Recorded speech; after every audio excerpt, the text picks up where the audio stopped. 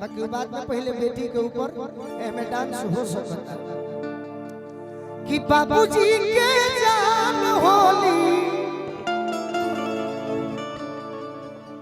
कि बाबूजी के जान होली अपना माई के पारान हो। ये दुनिया में लड़का घर में रहे भाग के बात बा अब बेटी हो जाए ओकरा के सौभाग्य कहला उहे हमार गीत बा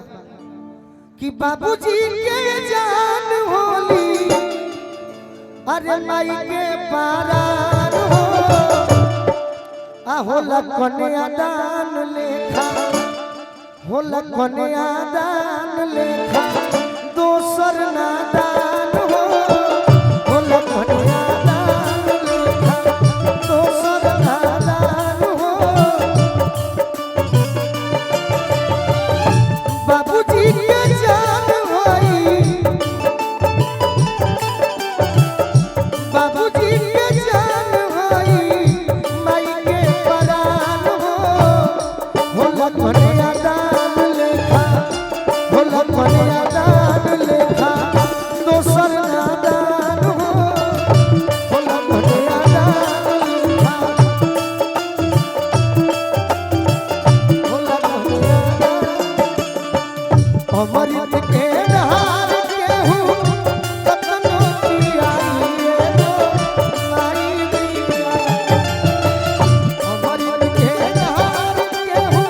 लास्ट में कैसे करे जादू उड़ाई के भाई एगो माई दिया कैसे करे जादू उड़ाई के भाई एगो दोसर ना हो। अभी हमारा चाचा उजाय से श्री धनंजय सिंह जी की ओर से बहुत बहुत आशीर्वाद मिलल बार बार प्रणाम करो आशीर्वाद के प्रतीक्षा में और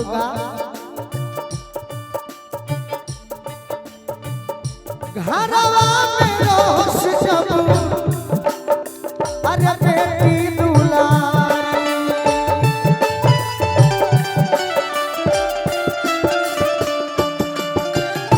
घरवा में रोश जब बेटी दुलारी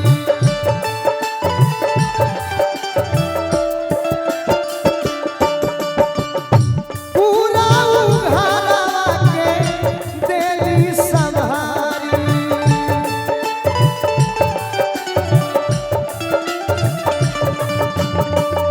बेटी से पढ़े पूरा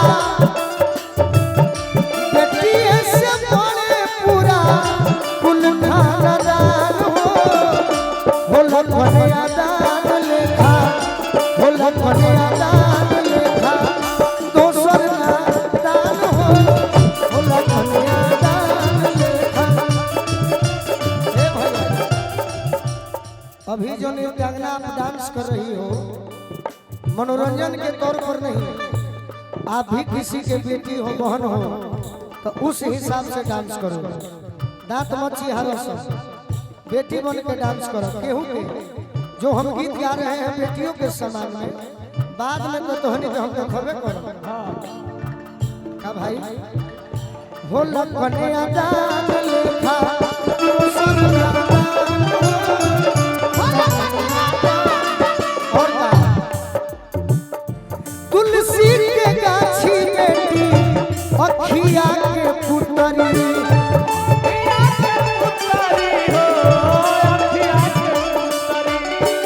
भेजल भगवान भाग सलिया ना उतरी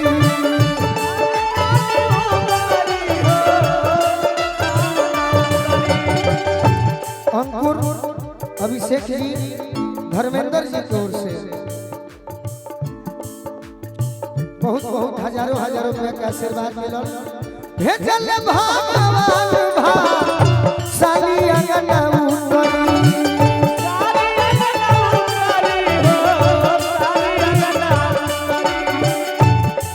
भोर के गिरनिया लेखा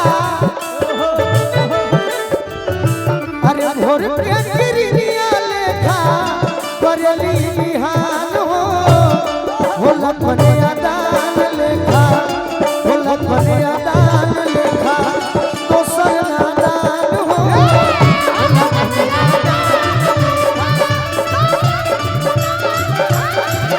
लखने दान लेखा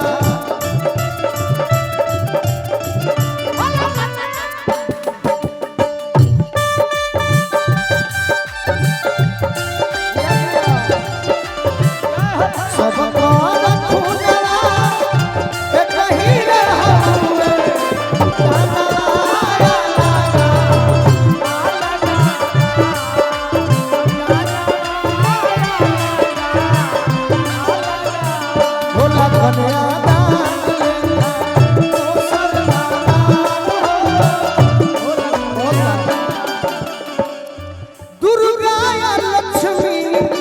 पार्वती सरस्वती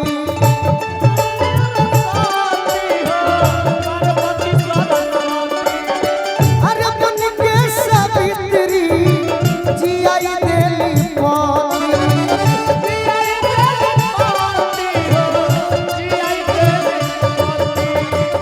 दोनों कुल के पगड़ी बेटी दोनों कुल के पगड़ी बेटी देवी के समान हो दोनों कुल के पगड़ी बेटी देवी के समान हो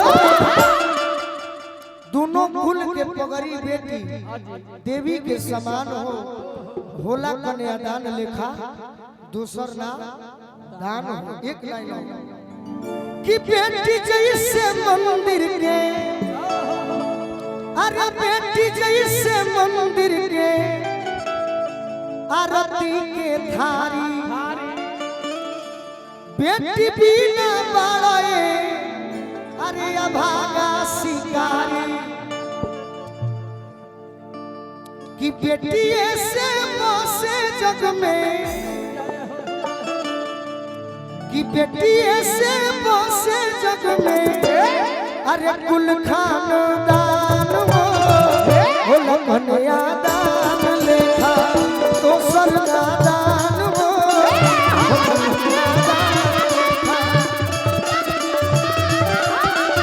लखनिया दान लेखा दोसर नादान हो